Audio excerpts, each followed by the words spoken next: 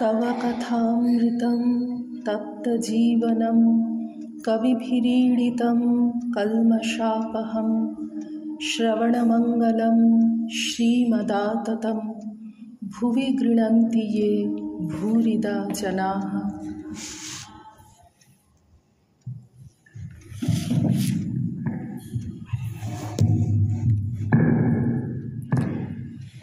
तत्रैव गंगा यमुना च वेणी गोदावरी तत्र सरस्वती च सर्वाणि तीर्थानि वसन्ति तत्र यत्राच्युतोदारकथा प्रसङ्गः नित्योत्सवो भवेत्तेषां नित्यश्रीर्नित्यमङ्गलं येषां हृदि स्थो भगवान् मङ्गलायतनं हरिः।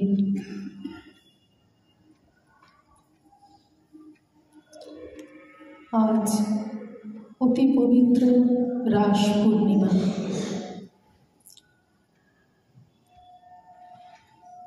কথামৃতকার মাস্টারমশাই একবার বলেছিলেন, কোনো তীর্থস্থানে একজন সাধক যদি ভগবান লাভ করেন তাহলে সেটি অত্যন্ত পবিত্র স্থান হিসেবে গণ্য হয়, যুগে যুগে মানুষ সেখানে যান। আর এই রাস পূর্ণিমা এমন এক রাত্রি যেদিন সহস্র সহস্র গোপী একসঙ্গে ভগবান লাভ করেছিলেন। তাই রাস পূর্ণিমার মাহাত্ম্য মুখে বলা যায় না। আমাদের সনাতন ধর্মের যা কিছু প্রায় সবই মহর্ষি কৃষ্ণ দ্বৈপায়ন বেদব্যাসের দান। তিনি বেদ বিভাগ করেছেন, অষ্টাদশ পুরাণ লিখেছেন, বেদান্ত দর্শন ব্রহ্মসূত্র করেছেন। মহাভারতের অন্তর্গত গীতা লিপিবদ্ধ করবার পর তার মনে হয়েছিল ধর্মশাস্ত্র সবই করা হয়েছে, আর কোনো কাজ তার বাকি নেই। কিন্তু সমস্ত কাজ সুসম্পন্ন হলে মনে যে শান্তি বা প্রসন্নতা আসে তাঁর হৃদয়ে তা তো আসছে না। এর কারণও তিনি বুঝতে পারছেন না। এমন সময় একদিন মহর্ষি নারদ সেখানে এলেন এবং বেদব্যাসকে জিজ্ঞাসা করলেন, এত জ্ঞানের কাজ করবার পর, এত জ্ঞানী হবার পর আপনার মুখ অজ্ঞানীর মতন কেন? আপনার মনে এত অশান্তি কিসের?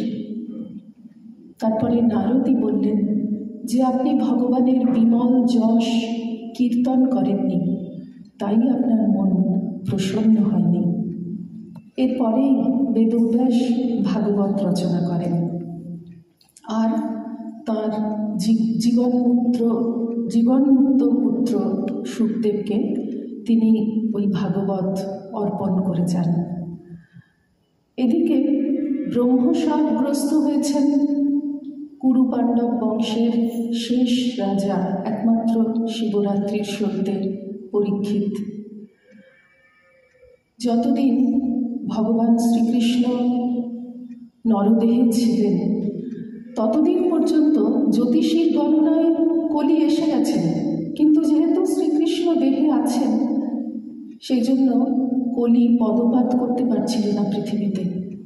যে মুহূর্তে তার শরীর চলে গেল তারপর থেকেই কলি পৃথিবীতে নেমে এলো এবং এই কলির প্রভাবে অনেক অন্যায় কাজ হতে থাকলো। তার মধ্যে একটি, এই পরীক্ষিত এত ধর্মপরায়ণ রাজা, তিনি একদিন মৃগয়ায় গিয়ে জল চেয়ে জল না পেয়ে একজন মুনির কাছে, সেই মুনি তখন সমাধিস্থ হয়েছিলেন, পরীক্ষিত দেখছেন তিনি জল দিচ্ছেন না, তখন রাগ করে একটা মৃত সাপ সেই মুনির গলায় জড়িয়ে দিয়ে এলেন। এই যে মহতের অবমাননা করলেন, এটা তার একটা মস্ত অপরাধ হয়ে গেল এবং শাস্ত্রকারেরা বলেন এটা কলির প্রভাবেই হলো। সেই ঋষির পুত্র রাগ করে অভিশাপ দিলেন যে আজ থেকে 7 দিন পর তক্ষকের দংশনে পরীক্ষিতের মৃত্যু হবে। এইরকম একটি সময়ে পরীক্ষিত প্রায়োপবেশনে প্রাণত্যাগ করবেন বলে সংকল্প করেছেন, কিন্তু কে তাকে পথ দেখাবে? এরপরে 7 দিন মাত্র তার অবশিষ্ট আছে। তিনি জীবনে কি করে পরম লক্ষ্য লাভ করতে পারবেন, এই চিন্তায় তিনি মগ্ন।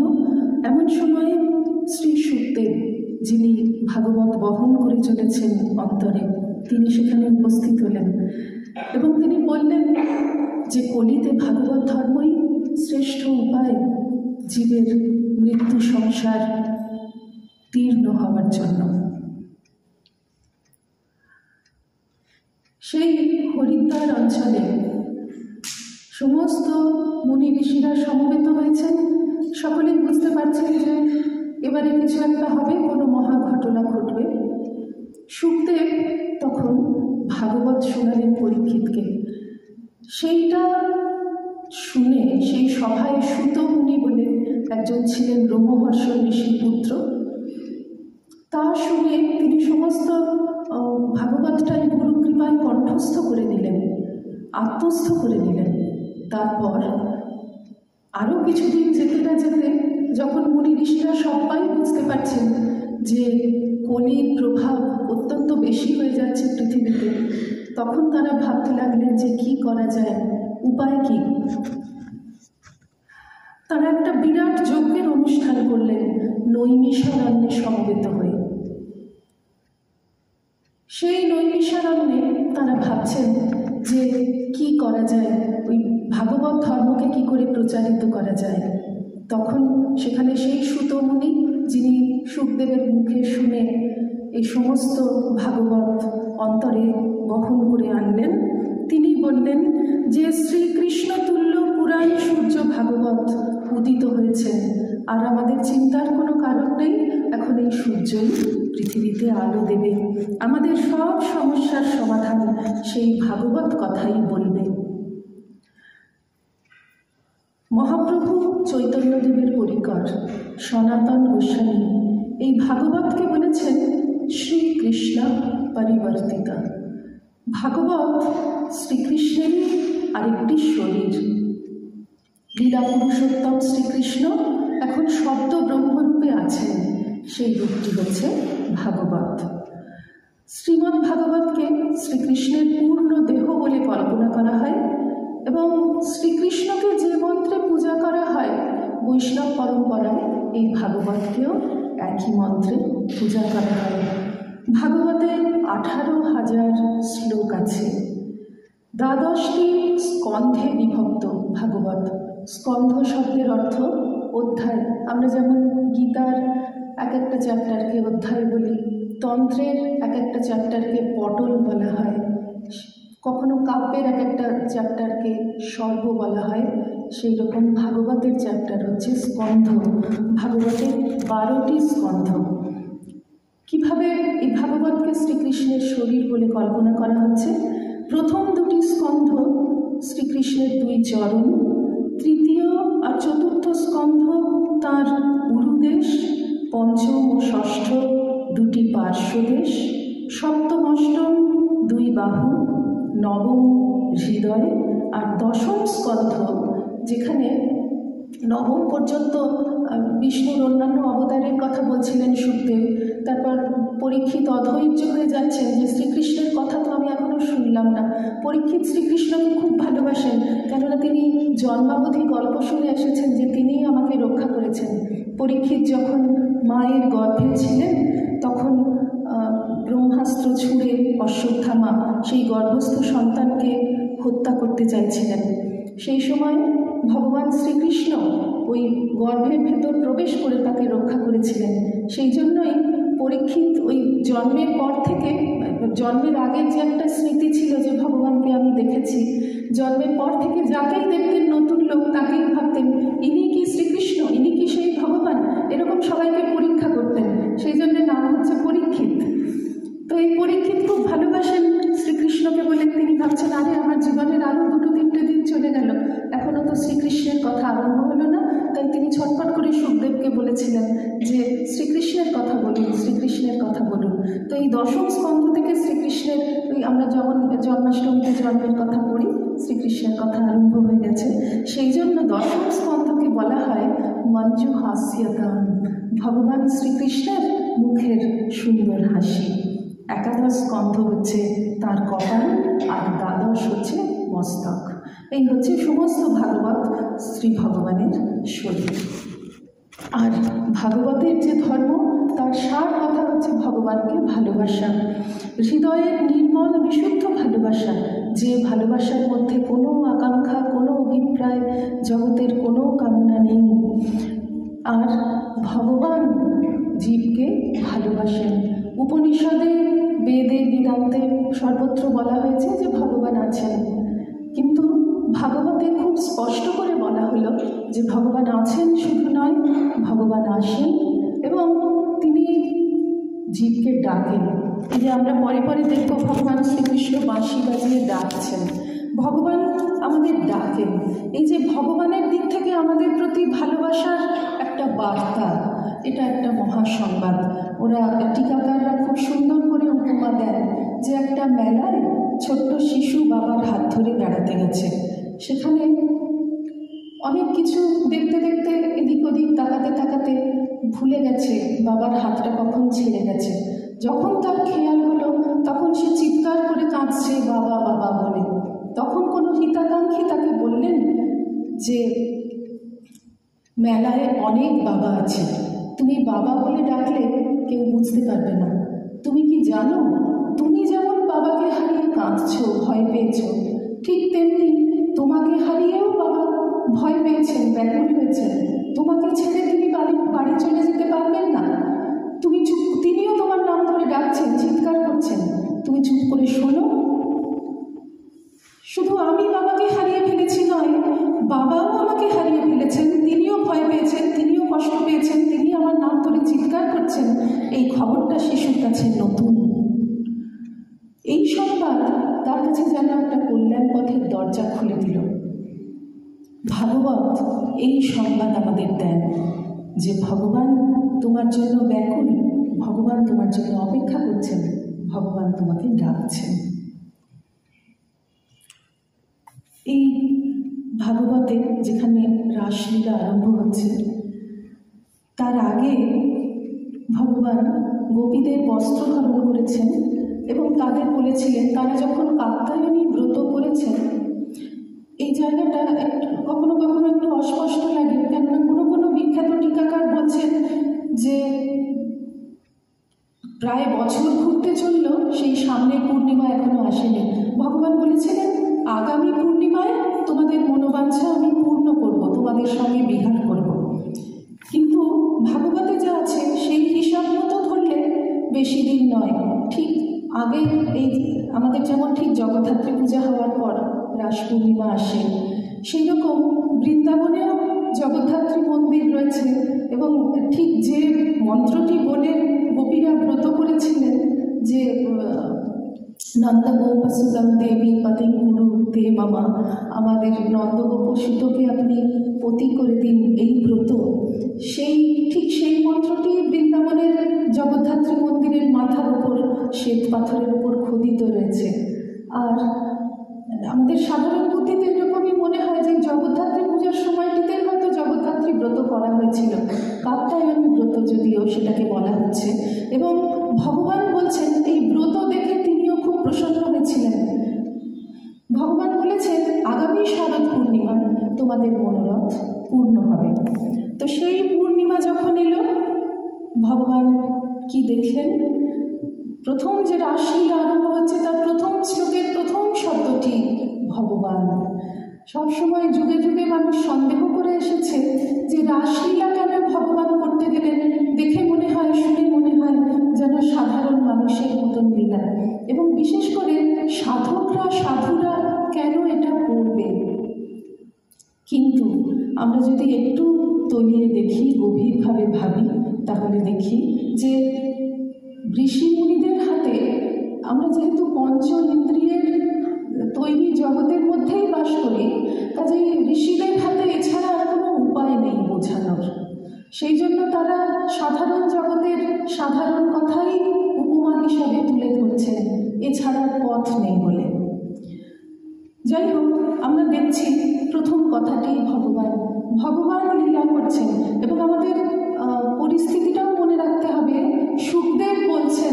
যিনি স্বয়ং ব্রহ্মজ্ঞ পুরুষ, যিনি 16 বছর মাতৃগর্ভে ছিলেন, জন্মাচ্ছিলেন না, যে মায়ার সংসারে আমি জন্মাবো কিভাবে।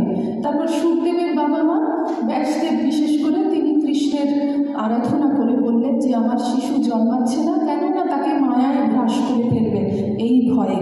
তখন মোষের শিঙের ওপর থেকে সর্ষের দানা মাটিতে পড়লে যে পরিমাণ সময় লাগে, সেই এক্ষণের জন্য, এক্ষণেরও ভগ্নাংশের জন্য ভগবান শ্রীকৃষ্ণ পৃথিবী থেকে মায়াকে অপহৃত করে নিয়েছিলেন। সেই পূর্ণক্ষণে ব্যাসদেব জন্মেছেন।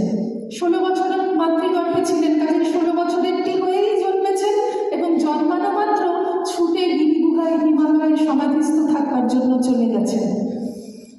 আর তার পরে পরে যেখানে যত বর্ণনা, এই যে পরীক্ষিতের কাছে তিনি যখন ভাগবত বলতে আসছেন, তখন দেখছেন, আমরা দেখছি যে তার বর্ণনা ঠিক ওই ষোড়শ বয়স্ক কিশোর, অত্যন্ত সুন্দর এবং অঙ্গে কোনো বস্ত্র নেই, যেমন ব্রহ্মজ্ঞ পুরুষেরা হয়ে থাকেন, চুলগুলো যেমন তেমন, গায়ে নোংরা এই সমস্ত লেগে রয়েছে।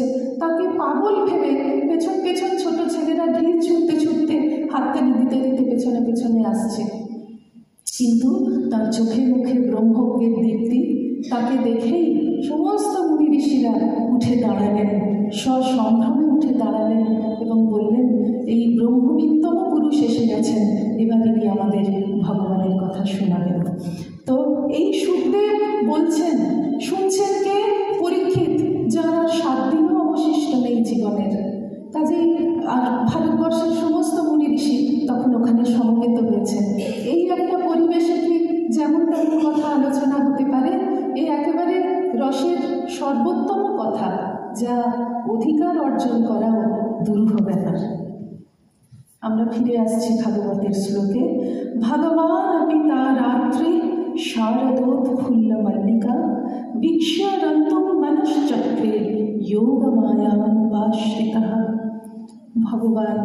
ভগবান ইচ্ছা করলেন, ভগবান আপি, আপি মানে ও, আমিও, আহম আপি, ভগবান আপি। আমাদের যে শুধু খেলতে ইচ্ছে হয় তা নয়, ভগবানেরও ইচ্ছে হলো। ভগবান আপি কি দেখলেন? তা রাত্রি, সেই রাত্রিগুলি কি সুন্দর, শারদোৎফুল্ল মল্লিকা, সমস্ত মল্লিকা ফুটে উঠেছে। কালো রাতের ওপর যদি সাদা সাদা ফুলগুলি ফোটে, মালতী, যুথি, জাতি, মল্লিকা, তাহলে খুব শোভা হয়। এই মল্লিকার একটি তাৎপর্য আছে, শুধু যে বাইরে ফুল ফুটলো বলে ভগবান খুশি হয়ে বিহার করতে ইচ্ছা করলেন গোপীদের সঙ্গে, তা নয়। এই ফুল গোপীদের হৃদয়ের সঙ্গে তুলনীয়। সমস্ত সদ্ভাব, সদাচার, সদ্গুণ, সৎধর্ম, এই সমস্ত আচরণ করে গোপীদের হৃদয় এমন উপযুক্ত হয়েছে যে তারা ভগবান ছাড়া আর কিছু ভাবতে পারছেন না। উৎফুল্ল মল্লিকা, মল্লিকার মতন গোপীদের হৃদয় কমল ফুটে উঠেছে। তারা ভগবান তক্ষুনি এসে কৃপা না করলে, ভগবানের সঙ্গে তক্ষুনি তারা লীলা না করলে তাদের জীবন যেন আর থাকবে না, এমন একটি অবস্থা হয়েছে। আমাদের মনে পড়বে স্বামী শিষ্য সংবাদে স্বামীজি বলেছিলেন শিষ্যকে যে, গিরিশবাবু এদের কথা হচ্ছে, তখন স্বামীজি বলছেন যে ওদের জীবনে এমন একটা অবস্থা হয়েছিল যে ঠিক তক্ষুনি ভগবান এসে কৃপা না করলে তাদের জীবন ছুটে যেত। এই পরিস্থিতি এইটিও এই গোপীদের হয়েছে।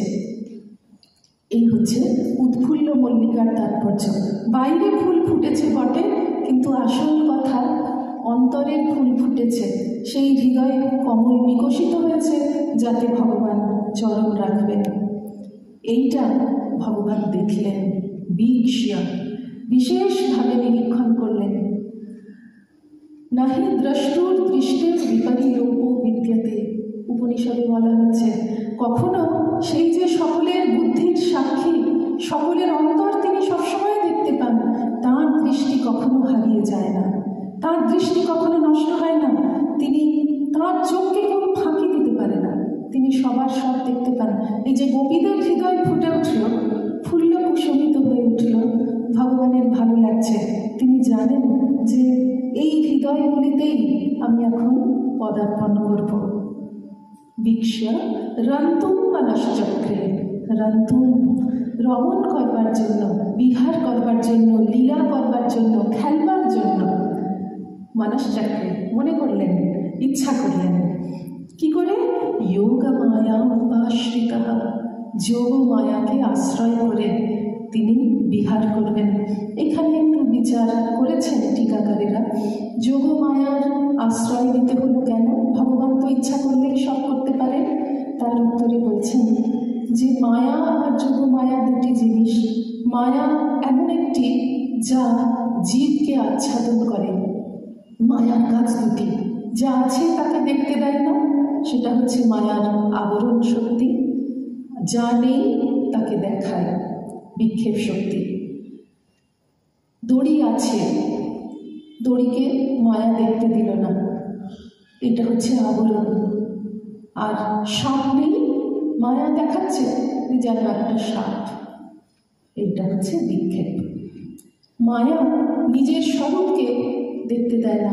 আমরা সকলেই ভগবান, আমরা সকলেই ব্রহ্ম, কিন্তু মায়া আছেন বলে আমরা বুঝতে পারছি না, নিজেকেও বুঝতে পারছি না, অন্য সকলকে আমরা দেখছি XYZ, সকলেই ব্রহ্ম, সকলেই ভগবান, সেটা আমরা দেখতে পাচ্ছি না। এটা মায়ার প্রথম কাজ, আবরণ। আর দ্বিতীয় কাজ, যা নেই, XYZ নেই, আমরা সেটাই দেখছি। আমরা দেখছি টেবিল, বই, ঘড়ি, মাইক, এগুলো নেই, সবই ব্রহ্ম, সবই ভগবান, এগুলো আমরা বুঝতে পারি না, এটা হচ্ছে বিক্ষেপ। তো জীবকে মায়া ঢাকে, ভগবানকে মায়া ঢাকতে পারে না।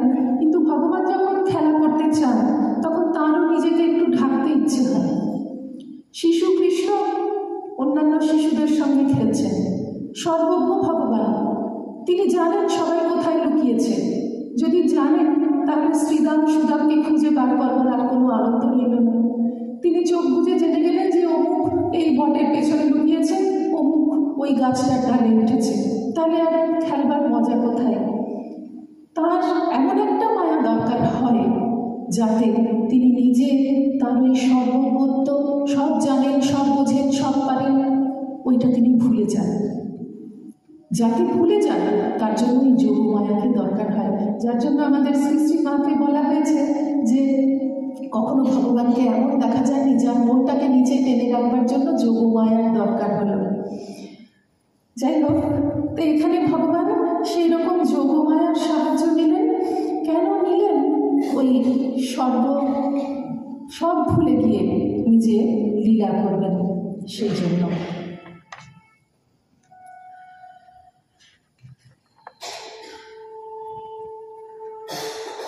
আরেকটা কথা, যদি ভগবান এমন হতো যে কেউ প্রশ্ন তুলেছেন যে তিনি যদি মায়ার অধীন হয়ে যান তাহলে এমন হবে না তো যে তার উপর দিয়ে মায়া চলে গেল, তাহলে তিনি আর ভগবান সর্ব ঐশ্বর্যপূর্ণ রইলেন না?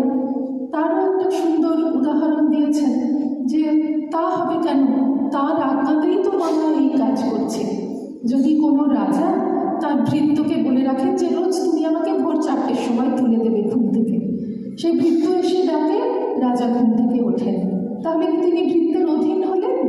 তার আজ্ঞাতেই ভৃত্য এই কাজ করছে, তাঁর আদেশে। কাজেই মায়াকে এভাবে বলা যাবে না। আর আরেকটি কথা মনে হচ্ছে যে রাসলীলা পড়তে গিয়ে আমরা দেখব মাঝখানে অনেক অঘটন ঘটেছে। তো সেই অঘটনগুলি যদি সবই ভগবানকে নিজেকে করতে হতো, নিজেকে ওই মনোনিবেশটা করতে হতো, তাহলে আর আত্মহারা হয়ে তার গোপীদের সঙ্গে লীলা করা সম্ভব হতো না, সব ভুলে নিশ্চিন্তে থাকা সম্ভব হতো না। তাই তিনি যোগমায়াকে উপাশ্রিত, কথাটার মানে করেছেন আধিক্যে না, খুব বেশি করে আশ্রয় করলেন যোগমায়াকে।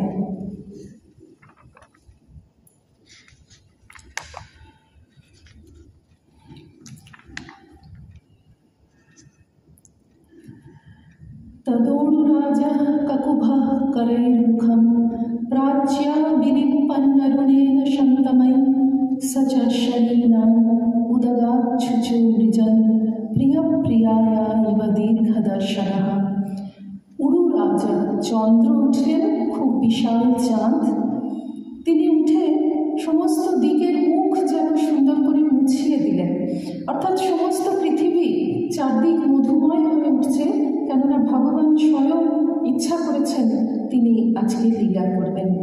দৃष्ट्वा কুমুদবন্তমখণ্ডমণ্ডলম, চাঁদ উঠেছে একেবারে অখণ্ড মণ্ডল, একটা গোটা থালার মতন মনে হচ্ছে তাকে।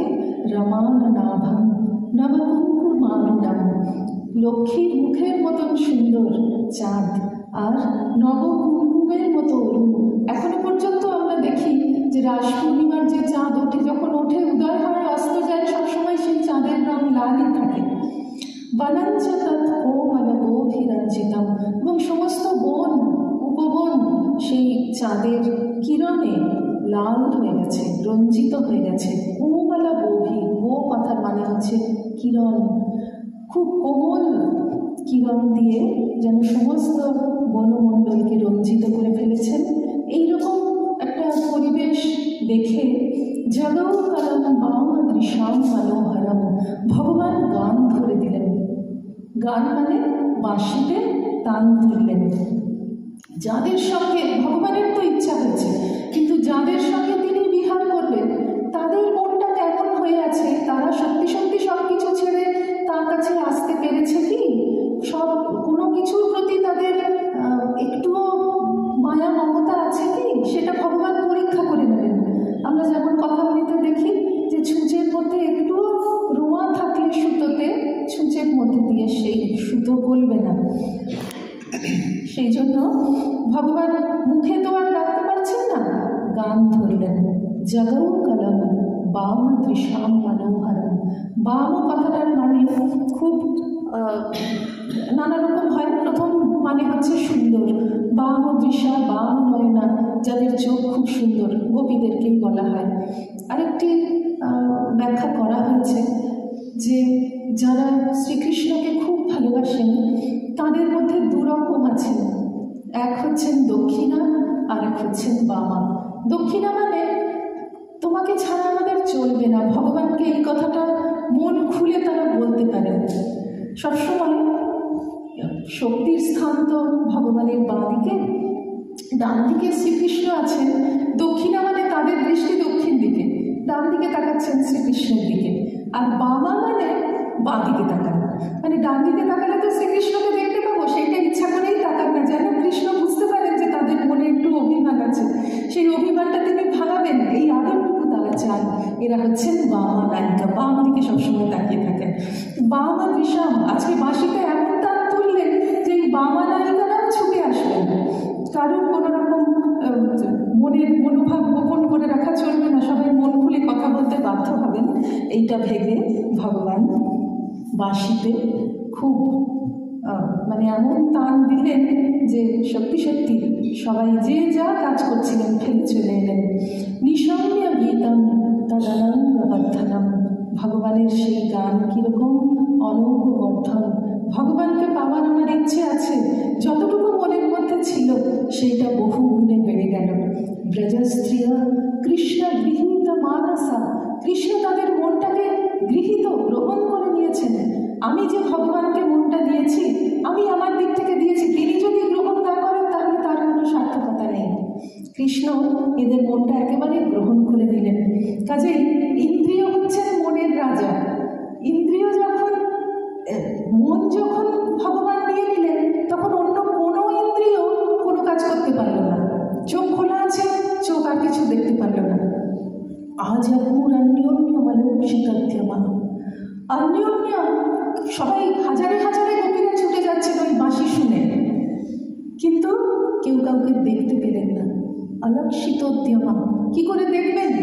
চোখের রাজা তো মন, সেই মনটা ভগবানের হাতে। সমস্ত ইন্দ্রিয় দিয়ে তারা ভগবানকেই চাইছেন। কাজে চারপাশে কতটুকু আর রাস্তা, আমরা তো এখনো বৃন্দাবনে গিয়ে দেখতে পারি হাজার হাজার গোপী ছুটে যাচ্ছেন বিভিন্ন ছোট ছোট গলি দিয়ে ওই বংশী বটের মূলে, কিন্তু কেউ কাউকে দেখতে পেলেন না। কি আশ্চর্য! আজ এখন আসছেন। এই লীলা বলছেন কে? সুখদেব, হরিদ্বারের তীরে। আর এই লীলা হচ্ছে কোথায়? বৃন্দাবনে। তাহলে কেন তার তো বলা উচিত ছিল গোপীরা ছুটে যাচ্ছেন, তিনি বলছেন আজ এখন, ওই দেখো আসছে। কেন বলছেন? তার মনটা হরিদ্বারে, পরীক্ষিতের কাছে, অন্যান্য ঋষিদের কাছে, কিন্তু তিনি মনে মনে সূক্ষ্ম শরীরটা তার সেই বংশীবটে শ্রীকৃষ্ণের চরণে। দেখছেন গোপীরা আসছেন, কৃষ্ণের কাছে তো গোপীরা আসছেন, তাই এইরকমভাবে ভাষার ব্যবহার হয়েছে। কোথায় চলে যাচ্ছেন গোপীরা? সয়ত্র কান্ত জবলোল কুণ্ডলা, সেই কান্ত যেখানে আছেন বাঁশির সুর অনুসরণ করে করে তারা সেখানে ছুটে যাচ্ছেন। জব বেগে তাদের কুণ্ডল দুলছে। কেমন করে তারা ছুটে এলেন? যেহেতু ইন্দ্রিয়টা নেই, কাজেই যে কাজ করছিলেন সেটা সবটাই সবটাই মন থেকে চলে গেল আর কি। সেটা নিয়ে আর কিছু করতে হবে এটা মনেই এলো না। দুহান্তিও কাশচিত, কেউ গোদহন করছিলেন। দোহন হিত্বা সমৎসুকা, সঙ্গে সঙ্গে গোদহন ছেড়ে দিয়ে গরু রইল, দহন করবার পাত্র রইল, তারা ছুটলেন। পায়োধি শ্রিত্য সংয়াবম, কেউ দুধ জাল দিচ্ছেন, জব তৈরি করছেন। অনুদবাসিয়া অনুদবাসিয়া, আগুন থেকে নামিয়ে রাখতে হবে পাত্রটা, সেটাও ভুলে গেছেন, মনে নেই। পরিবেশয়ন্ত্যস্তিত্বা, কেউ পরিবেশন করে খাওয়াচ্ছেন পরিজনদের। সঙ্গে সঙ্গে সেই পাত্র, হাতা, ব্যঞ্জন সমস্ত ছেড়ে দিয়ে ছুটে চলে গেলেন। পায়ন্ত্যা শিশু পায়া, কেউ শিশুকে দুধ খাওয়াচ্ছেন। ছোট ছোট তরুণী মায়েরা তাদের শিশুরা দুধ খাচ্ছে, মানে দুগ্ধপোষ্য শিশু, তাদেরকে সেই মুহূর্তে সেই অবস্থায় ফেলে রেখে চলে গেলেন। শুশ্রূষন্ত্যা পতিম কাশচিত, কেউ পতির শুশ্রূষা করছিলেন। অশ্রান্ত পাস, কেউ ভোজনম, কেউ খাচ্ছেন, খাওয়া ত্যাগ করে চলে গেলেন। এইটুকু মনে হলো না যে খাওয়াটা শেষ করে যায়। এখানে আরো ছোট ছোট সব টিকাকারীরা সুন্দর সুন্দর কথা পাঠ করেছেন যে দেহের খাওয়ার এটা তো দরকার হচ্ছে দেহের জন্য, দেহ ধারণেরও আর কোনো প্রয়োজন তাদের মধ্যে বোধ হচ্ছে না। তারপর আরেকটা কথা, হাত মুখ ধুয়েছেন সেই কথা কোথাও নেই। যে সত্যি সত্যি যদি ভগবানের উপর ওই রকম ভালোবাসা আসে, তাহলে তার মধ্যে ওই শুদ্ধ অশুদ্ধ এই বিচারটাও থাকবে না। সেই মুহূর্তে সব ছেড়ে চলে যাচ্ছেন। লিঙ্গ্যন্ত্যা প্রমৃজন্ত্যা, কেউ সাজছিলেন, অঙ্গ লেপন করছেন। অঞ্জন্ত্যা কাশচলোচনে, কেউ অঞ্জন চোখে কাজল দিচ্ছেন। ব্যত্যস্ত বস্ত্রাভরণা, তাদের সব সাজগোজের জিনিসগুলো উল্টোপাল্টা হয়ে গেল, যেহেতু মনটাই তো চলে গেল, আর বস্ত্র আভরণ সব উল্টোপাল্টা হয়ে গেল। কাশচিত কৃষ্ণান্তিকম যজু, কিরকম উল্টোপাল্টা হয়ে গেল? এই অনেক পরবর্তীকালে যখন বৈষ্ণব আচার্যরা বাংলায় ব্রজগুলিতে লিখছেন, তখন লিখেছেন চরণে স্বর্ণের বালা, কোটিতে মুকুতা মালা, গলে রায় বাঁধিল কিঙ্কিনি। যে বালাটা হাতে পরবার সেটা পায়ে গলিয়ে ফেললেন, মালা গলায় পরবার মুক্তোর মালা সেটা কোমরে বাঁধলেন। গলে রায় বাঁধিল কিঙ্কিনি, কিঙ্কিনি কোমরে বাঁধলেন। এই কোমরে বাঁধবারটা গলায় বাঁধলেন, গলায় পরবারটা কোমরে দিলেন। নুপুর পরিল হাতে, বঙ্কমল দিল তাতে, শিরোপরে মকর কুণ্ডল, কুণ্ডলটাকে চুলে লাগালেন, যেটাকে কানের দুলটা, নুপুরটা পায়ে পরবার জিনিসটা হাতে লাগালেন। শ্রবণে বেসর পরে, বেসর হচ্ছে নাকের জিনিস, এই নাকের জিনিসটাকে কানে লাগালেন। কজ্জল চালু অধরে, ঠোঁটে কাজল দিলেন, ঠোঁটটা পুরো কালো হয়ে গেল। চোখে বহে ভাব অশ্রুজল। কতখানি ভাব তন্ময়তা হলে ভগবানকে কতখানি ভালোবাসলে এরকম হয়, যেটা কাপড় তো ব্রজের বধূদের যেমন ছিল, উত্তরীয়টাকে নিচে পড়েছেন আর নিচের ঘাগরাটাকে উত্তরীয় করে কাঁধে ঝুলিয়েছেন, এমন করে সবাই ছুটে চলতে লাগলেন এই অপরূপ সাজগোজ করে। তারপর যখন চলে গেছেন ওখানে গিয়ে দেখছেন যে বংশীপটের মূলে কৃষ্ণ বাঁশি বাজাচ্ছেন। সেখানে গিয়ে কিন্তু তাদের অত আনন্দ হলো না, কেননা শ্রীকৃষ্ণ তাদের দেখে মনে মনে তো খুশি হয়েছেন, তাদেরই তো ডেকেছেন বাঁশি বাজিয়ে, কিন্তু সেটা প্রকাশ করলেন না। গোপীদের মুখ থেকে শুনতে চান যে গোপীরা তাকে কত ভালোবাসেন, সেই কথাটা শুনতে চান। এই গোপীরা কিন্তু কেউ সাধারণ মানুষ নন। বলা হয়েছে গোপীরা কেউ শ্রুতিচারী, দেবীচারী, আর কেউ কেউ ঋষিচারী। চারী মানে আগে ছিলেন, ছিলেন, কেউ শ্রুতিচারী। শ্রুতি মানে বেদ শুনে শুনে যা আছে তাই হচ্ছে শ্রুতি। তো শ্রুতির যে মন্ত্রগুলো রসোবৈসা, আনন্দম ব্রহ্মেতি ব্যজানাথ, মধু ব্রহ্ম, তো আনন্দ এটা হচ্ছে ব্রহ্ম। এই যে মন্ত্রগুলো শ্রুতির, তারা ভাবছে যে আরে আমরা এই শত শত বছর ধরে আমরা এটাই সবাই আমাদের পড়ছে, কিন্তু কি আনন্দ যে আমাদের মধ্যে আছে আমরাই জানি না। এই আনন্দটাকে আস্বাদন করতে হবে, এই জন্য ওরা গোপী হয়ে জন্মেছেন। ভগবান যখন বৃন্দাবনে থাকবেন আমাদের সবাইকে নিয়ে লীলা করবেন, চলো আমরা ওখানে গিয়ে জন্মাই। আর কেউ কেউ দেবী চারি, দেবীরা অনেকে ভেবেছেন যে আমরা দেবী হয়ে আছি, কিন্তু স্বর্গ মানে তো ভোগের জায়গা, এর বাইরে ভগবানের কি আনন্দ আছে সেটা আমরা জানি না। তারা ব্রহ্মার কাছে গিয়ে দুঃখ জানিয়েছিলেন, ব্রহ্মার আদেশে তারা এই সময় গোপী হয়ে জন্মেছেন। আর ঋষিচারী, ভগবান রামচন্দ্র যখন দণ্ডকারণ্যে ছিলেন তখন সেখানে ঋষিরা তপস্যা করছেন হাজার হাজার। তারা তো সংসারের কথা কিছু জানেন না, জ্ঞান হওয়া থেকেই এই সারাদিন জপ ধ্যান করে কাটান, শান্ত ভাব তাদের।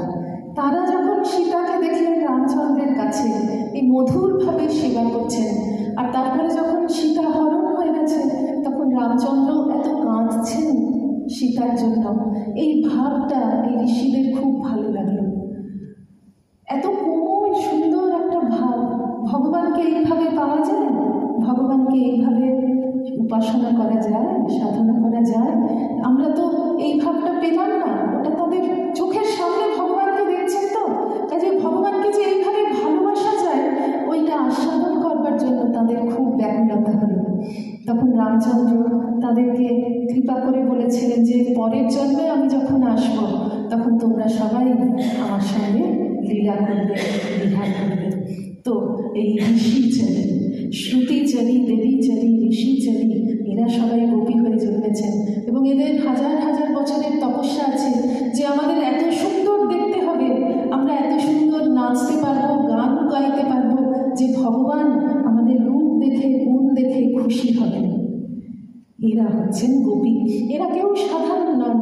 ভাগবতে না, চৈতন্য চরিতামৃতে এমন একটি শ্লোক আছে যেখানে বলা হচ্ছে যে জগতের সমস্ত মানুষের মধ্যে, সমস্ত নারীর মধ্যে বিশেষ করে গোপীরা শ্রেষ্ঠ, আবার সমস্ত গোপীর মধ্যে রাধা শ্রেষ্ঠ। রাধা গোপীতমা। এই গোপীরা যখন চলে এসেছেন তাদেরকে দেখে শ্রীকৃষ্ণ কয়েকটা কথা বললেন। এই কথাগুলি নিয়ে যুগে যুগে অনেক তর্ক বিতর্ক হয়েছে। দুরকম অর্থ এই কথাগুলি থেকে পাওয়া যায়। সংস্কৃত ভাষা খুব নমনীয়, তাই একই কথা তার দুরকম অর্থ ধরা হয়েছে। প্রথম কথা ভগবান বললেন, স্বাগতম वो মহাভাগা প্রিয়ং কিঙ্করবাণিবঃ ব্রজস্যানাময়ং কচ্চিৎ ব্রূতাগমন কারণম। তোমাদের স্বাগত জানাচ্ছি, তোমরা ভাগ্যবতী, তোমাদের আগমন শুভ। তো বলো তোমাদের কি প্রিয় কাজ করব, তোমরা কেন এসেছো? ব্রজস্যানাময়ং, তো ব্রজের সব মঙ্গল তো, তোমরা এই রাত্রে হঠাৎ চলে এসেছো কেন? ব্রজের কিছু বিপদ হয়নি তো? তোমাদের এখন এখানে আসবার কারণ কি? ব্রূতাগমন কারণম, তোমাদের আগমনের কারণ কি? হঠাৎ রাত্রিরে তোমরা ঘর বাড়ি, প্রিয় পরিজন সবাইকে ছেড়ে, পতিপুত্র ছেড়ে এখানে বনের মধ্যে এসেছো কেন? এই কথা বলছেন। বাইরে থেকে মনে হয় ভগবান কেন বললেন, কিন্তু এর ভেতরে ভেতরে আরেকটা অনুমোদনের অর্থ আছে যেটা সংস্কৃত ভাষায় সম্ভব। সেটা এইভাবে করা যায় যে আমি বাঁশি বাজিয়ে তোমাদের আহ্বান করা মাত্র তোমরা যে এখানে শুভাগমন করেছ, এতে ভালোই হয়েছে।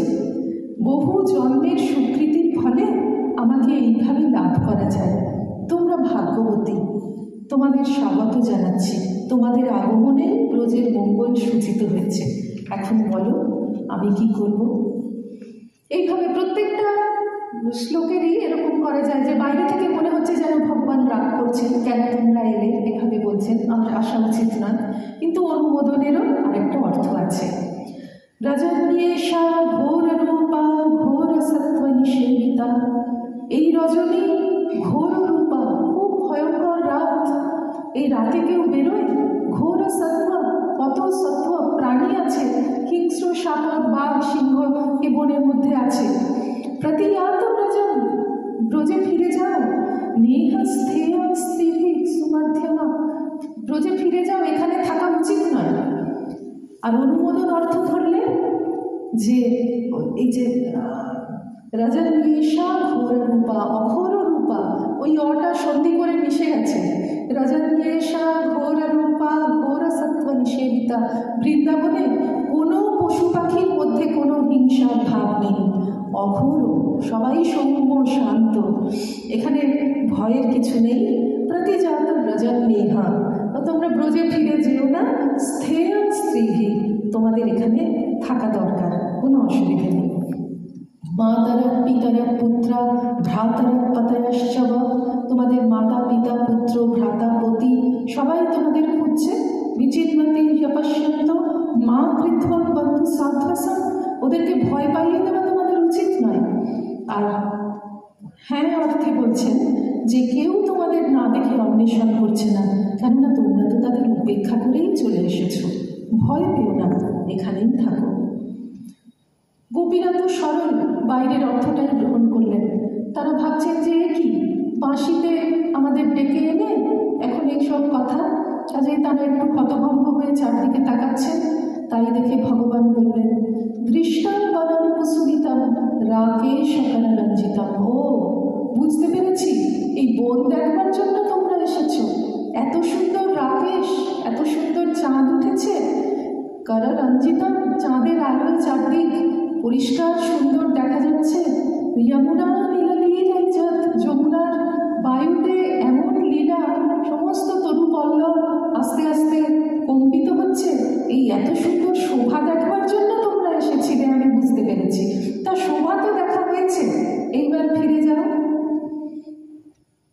আর অন্য আরেকটা অর্থ যেটা করা হয়েছে, যে বৃন্দাবনের শোভা এমনিতেই মনোহর, তার উপরে এই পূর্ণিমার রাত, চারিদিকে যমুনার জল, মৃদুমন্দ বাতাস, ফুলের মিষ্টি গন্ধ, এই সবই সাধকের মনকে ভগবত ভাবে পূর্ণ করে দেয়। তার উপর আমি রয়েছি, সুতরাং আর ব্রজে ফিরে যেও না। এইরকমভাবে পরপর 10টা শ্লোকে ভগবান বলতে লাগলেন।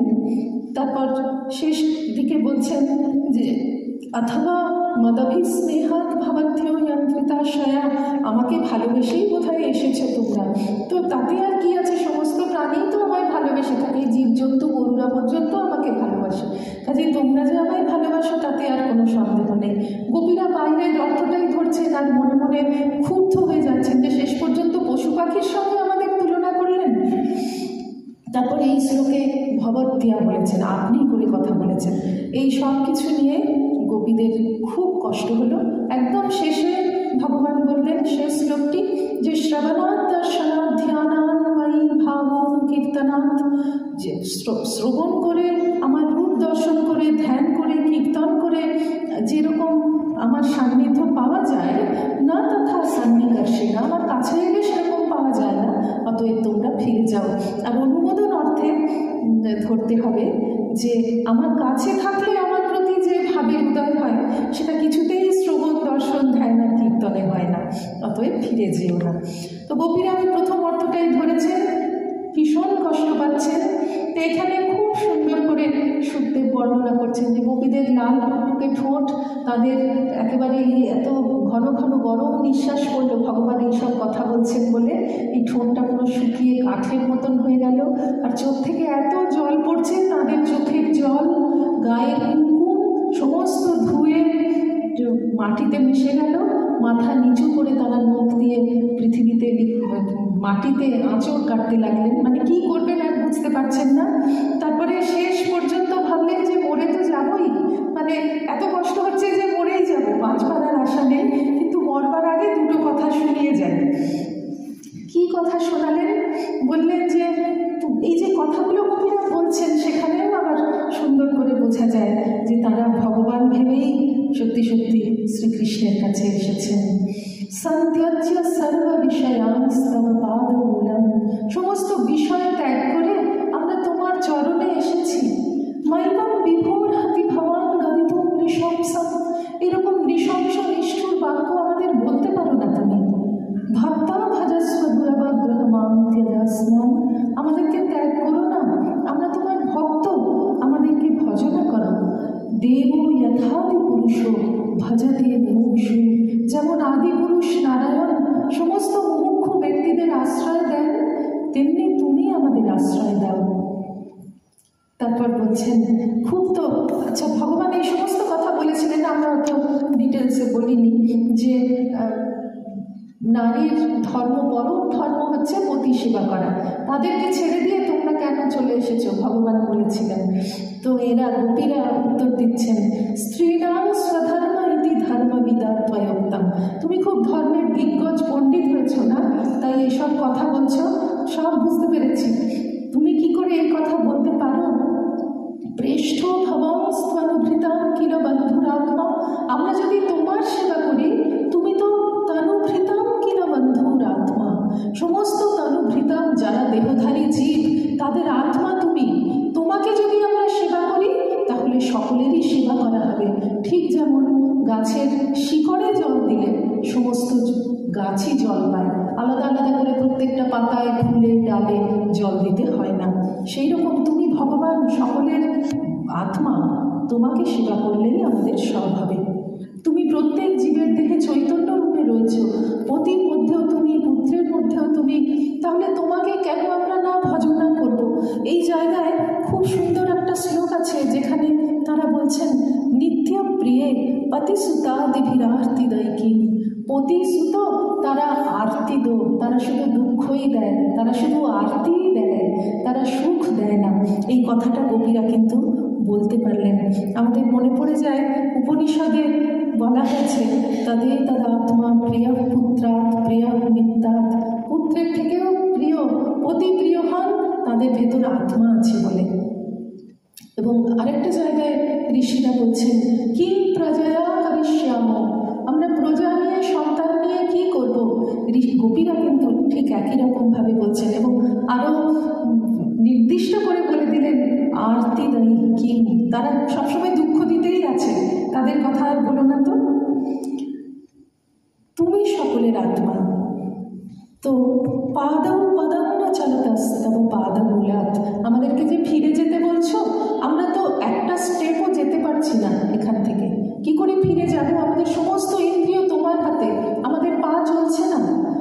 পাদম পদম না চলত, একটা পাও আমরা ফেলতে পারছি না তোমার কাছ থেকে, তাহলে ফিরে যাব কি করে?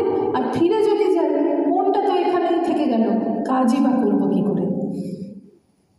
তারপরে একটা কথা বললেন শেষে, শ্রীয়ত পদাম্বুজরজশ্চকমে তুলস্য, লক্ষ্মীর কথা বলছেন, লব্ধ্বা বিবক্ষসি পদম কিল ভৃত্য জুষ্টম, গোপীরা যে মধুরভাবে সেবা করেন শ্রীকৃষ্ণকে, সেইটা দেখে লক্ষ্মী দেবীরও ইচ্ছা হয়েছিল যে নারায়ণকে তিনি ওইভাবে পাবেন, সেই জন্য তিনি বৃন্দাবনে তপস্যা আরম্ভ করলেন। তপস্যার কারণ শুনে ভগবান বলেছিলেন যে ঐশ্বর্যের সঙ্গে কোনো রকম সম্পর্ক থাকলে গোপীভাবে ভগবৎ সেবা করা সম্ভব নয়। গোপীরা ধন জন সব ত্যাগ করেছেন, তাই না আমাকে লাভ করেছেন। কিন্তু তুমি, নারায়ণ বলছেন লক্ষ্মীকে, তুমি হচ্ছে নিখিল সম্পদের অধীশ্বরী, অতএব গোপীভাব তোমার জন্য নয়, কিন্তু তোমার এই তপস্যা বিফলে যাবে না, তুমি সুবর্ণ রেখা হয়ে আমার বক্ষে অবস্থান করবে। শ্রীবৎস চিহ্ন বলা হয় ভগবানের চিহ্নে, ভগবানের বক্ষে আছেন দক্ষিণাবর্ত, মানে ডান দিকে ঘুরে রয়েছে এরকম বর্তুলাকার সোনার রঙের লোম, সেটা হচ্ছে তার শ্রীবৎস চিহ্ন। তো এইভাবে বিষ্ণুর বক্ষে স্থান পেয়েছেন লক্ষ্মী, তারপরেও কিন্তু তিনি চরণের রজ চান, নারায়ণের চরণের এমন মহিমা। শ্রীরিয়ত পদাম্বুজরজা, পদাম্বুজের রজ জপমে তুলস্যা, তুলসীকে সতীন বলা হয়েছে, শপথনী, মানে তুলসীও নারায়ণের পত্নী হয়েছেন, লক্ষ্মীও পত্নী। কেউ সতীনের সঙ্গ পছন্দ করে না, কিন্তু ওই তুলসী নারায়ণের চরণে থাকেন, তৎস থাকতে চান, বক্ষে স্থান পেয়েছেন, তবু চরণের এত মাহাত্ম্য। তো এইটা ইঙ্গিত করে গোপীরা বলছেন, লব্ধ্বা বিবক্ষসি পদম, তোমার বক্ষে স্থান পেয়েও লক্ষ্মী কি মানে তোমার চরণ রজ চান।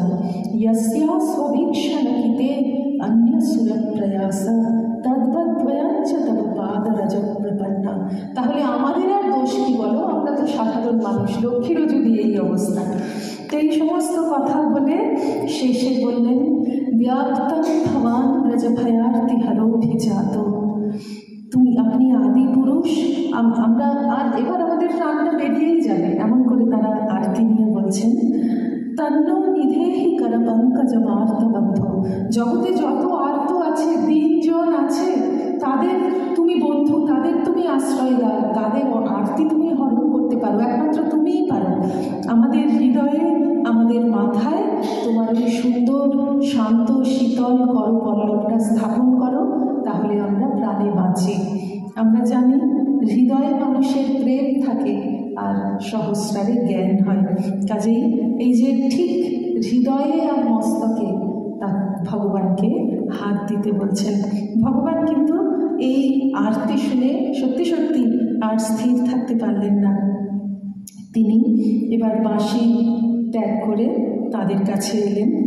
উপগীয় মানা উদ্গায়ন বনিতা শতযূথপা, শত শত গোপীর মধ্যে তিনি আনন্দে তাদের আনন্দ দিয়ে লীলা করতে লাগলেন।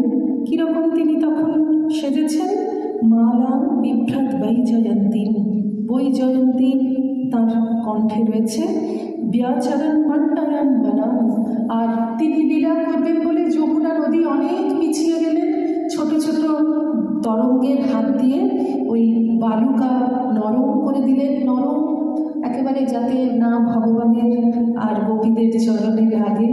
আস্তে আস্তে একটু একটু ঢেউ খেলানো বালির সজ্জা করে দিলেন। মাথার উপর চাঁদ, আকাশ যেন চন্দ্রাতপ রচনা করেছে, নক্ষত্র খচিত এই চাঁদোয়া মাথার উপর, আর সুশীতল বায়ু বইছে, চাঁদ উঠেছে, চারদিকে ফুল্ল কুসুমে ভরে রয়েছে তাদের গন্ধ। এই সব কিছুর মধ্যে ভগবান গোপীদের সঙ্গে হাত ধরাধরি করে, কাউকে গান শুনিয়ে, কারোর গান শুনে, কাউকে পান দিচ্ছেন নিজের মুখে চিবিয়ে, কারোর দিকে শুধু তাকিয়ে হাসছেন। এমন করে সকলের মনের মধ্যে যে ভগবত ভাব বৃদ্ধি করিয়ে তিনি নৃত্যগীত করতে লাগলেন। গোপীরা তখন এই ভগবান নারায়ণের কাছ থেকে এইভাবে আদর পেয়ে, সম্মান পেয়ে গর্ব অনুভব করলেন এবং প্রত্যেকেই নিজেকে পৃথিবীর সমস্ত নারীর মধ্যে অনেক সৌভাগ্যশালী প্রধান বলে মনে করতে লাগলেন। তাসাম তৎসৌ ভগবদম বীক্ষ্যমানঞ্চ কেশবম, কেশব ভগবান, ওই যে আমরা প্রথম শ্লোকে দেখেছি, বীক্ষ্যরন্তম, বীক্ষ্য সবসময় বীক্ষণ করেন, বিশেষ রূপে নিরীক্ষণ করেন, তার দৃষ্টিকে আমরা কেউ লুকোতে পারব না। সেই রকম এই যে গোপীদের মনের মধ্যে মদ উঠল আর মান উঠল, এই দুটো জিনিসকে বিশেষভাবে এরা নির্দেশ করছেন। সৌভাগ্যবতম, যে গোপীরা ভাবলেন আমরা এত সৌভাগ্যবান, কৃষ্ণ পাশে আছেন, কৃষ্ণের কাছ থেকে তাদের মন চলে গেছে নিজেদের দিকে, আমরা সৌভাগ্যবান, কৃষ্ণের কথা ভাবছেন না। আর কি ভাবছেন? জগতের কারণে এই সৌভাগ্য নেই, ইন্দ্রাণী, চন্দ্রাণী, ব্রহ্মাণী, তাদের এই সৌভাগ্য নেই, তারা ভগবানকে এমন করে পায়নি। ওই ইন্দ্রাণী চন্দ্রাণীর কাছে মন চলে গেল কৃষ্ণের কাছ থেকে। এইটা হচ্ছে মদ। কোনো একটা জিনিস আমার আছে, তোমার নেই, কোনো একটা জিনিস আমি ভালো পারি, তুমি পারো না, এইটা অহংকার, এইটা হচ্ছে মদ। এইটা গোপীদের মনের মধ্যে উঠল। আর একজনের মনের মধ্যে, তিনি হচ্ছেন রাধা। রাধার কথা ভাগবতে আলাদা করে রাধা বলে কোথাও বলা নেই। অনেক পরে আমরা একটা শ্লোক পাব যেখানে বলা হবে, অনয়া রাধিত মূঢ় ভগবান হরিশ্বর, অনয়া আরাধিত, নিশ্চয়ই ইনি, এর দ্বারা ভগবান হরি খুব ভালো করে আরাধিত হয়েছে। আরাধিত, এই আরাধিত রাধিত থেকে রাধা শব্দটাকে বেছে করে নেওয়া হয়েছে, নিষ্পন্ন করে নেওয়া হয়েছে। তো ওই একমাত্র গোপী রাধা, আমরা আগেই স্মরণ করেছি, রাধা হচ্ছেন গোপীতমা, গোপী শ্রেষ্ঠ। তার মনে উঠল যেটা, সেটা মদ নয়, সেটা হচ্ছে মান। একই জিনিস পেয়ে, ভগবানের কাছ থেকে আদর পেয়ে, স্নেহ পেয়ে, যত্ন পেয়ে গোপীদের পাত্র ভরে গেল, কিন্তু রাধার পাত্র আরো অনেক বেশি, তাতে স্থান আছে, সেটা ভরল না। রাধা জানেন, রাধা জানেন অন্য সমস্ত গোপীর থেকে আমি উপযুক্ত ভগবানের ভালোবাসা, ভগবানের আদর পাওয়ার, সেইটা তাকে পেতে হবে। তাই তার মনে হলো যে সকলের সঙ্গে আমি কেন সমান পাবো, আমার আরো বেশি পাওয়ার কথা, সেটা আমি পাইনি। এটা হচ্ছে মান। তাসাম তৎসৌভাগ্যমদম, এই সৌভাগ্যের মত বীক্ষ্যমানং চ কেশব, যাকে সৌভাগ্য হয়েছে, মত হয়েছে, তাকে প্রশমায়, প্রশমন করতে হবে। আর যার মধ্যে মান হয়েছে তাকে প্রসাদন করতে হবে, প্রসাদায়। প্রশমায় প্রসাদায় তত্রৈবান্তরধীয়ত। সেই জন্য ভগবান অন্তর্ধান করলেন। দুটো কড়ায় দুধ জাল দেওয়া হচ্ছে, একটা কড়ার দুধ উপচে পড়ে গেল, এটা হচ্ছে মদ। আর একটা কড়ার দুধ ঘন হচ্ছে, ঘন হচ্ছে, ঘন হতে হতে হতে এত ঘন হলো, এত সুন্দর ক্ষীর হলো যে প্রায় কড়াই লেগে যায়। দুই ক্ষেত্রেই কি করতে হবে? আগুনের তাপটাকে সরিয়ে দিতে হবে। ভগবান তার আদর, তার স্নেহ, ভালোবাসা সরিয়ে দিলেন। তত্রৈবান্তরধীয়ত, অন্তর্ধান করলেন। দুটো উদ্দেশ্য, যেখানে মদ হয়েছে তাদের মদটাকে কমিয়ে দিতে হবে, আর যেখানে মান হয়েছে ওই মানকে আরও দিতে হবে, আরও পূর্ণ করতে হবে। আজ আমরা এই পর্যন্ত অনুধ্যান করলাম। আগামীকাল আমরা দেখব কিভাবে তিনি শ্রী রাধাকে নিয়ে তার মান পূর্ণ করছেন। তব কথামৃতম তপ্ত জীবনম কবিভিরীডিতম কলমশাপহম শ্রবণমঙ্গলম শ্রীপদাততম ভুবি গৃহন্তি ये भूरिदा जना।